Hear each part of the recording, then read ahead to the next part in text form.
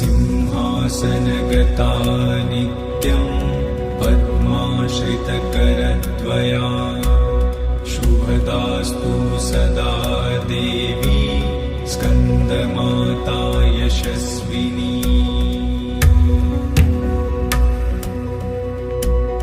सिंहासनगता नित्यं पद्माश्रितकरद्वया शुभदास्तु सदा देवी स्कन्दमाता यशस्विनी।